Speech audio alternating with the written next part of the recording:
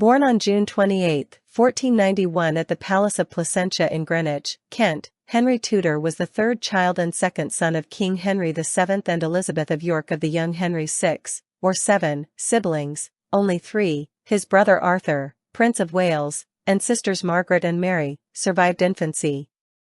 He was baptized by Richard Fox, the Bishop of Exeter, at a church of the Observant Franciscans close to the palace. In 1493, at the age of 2, Henry was appointed Constable of Dover Castle and Lord Warden of the Cinque Ports. He was subsequently appointed Earl Marshal of England and Lord Lieutenant of Ireland at age 3 and was made a Knight of the Bath soon after. The day after the ceremony, he was created Duke of York and a month or so later made Warden of the Scottish Marches. In May 1495, he was appointed to the Order of the Garter. The reason for giving such appointments to a small child was to enable his father to retain personal control of lucrative positions and not share them with established families. Not much is known about Henry's early life, save for his appointments, because he was not expected to become king, but it is known that he received a first-rate education from leading tutors. He became fluent in Latin and French and learned at least some Italian.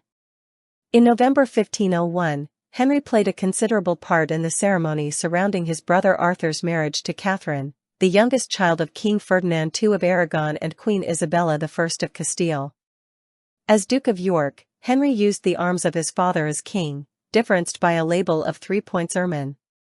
He was further honored on February 9, 1506 by Holy Roman Emperor Maximilian I, who made him a Knight of the Golden Fleece. In 1502, Arthur died at the age of 15, just 20 weeks after his marriage to Catherine of Aragon.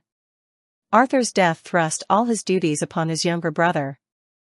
The 10-year-old Henry became the new Duke of Cornwall, and the new Prince of Wales and Earl of Chester in February 1504. Henry VII gave his second son few responsibilities even after the death of Arthur. Young Henry was strictly supervised and did not appear in public. As a result, he ascended the throne untrained in the exacting art of kingship. Henry VII renewed his efforts to seal a marital alliance between England and Spain, by offering his son Henry in marriage to the widowed Catherine.